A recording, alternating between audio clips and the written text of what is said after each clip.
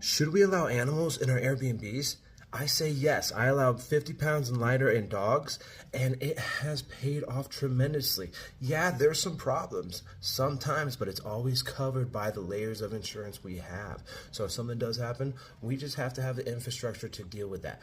But animals help your business. They help with occupancy, and you get a charge of extra fees every single night. So what do you think, Izzy? Should we do it? Huh? Should we do it? I think we should do it.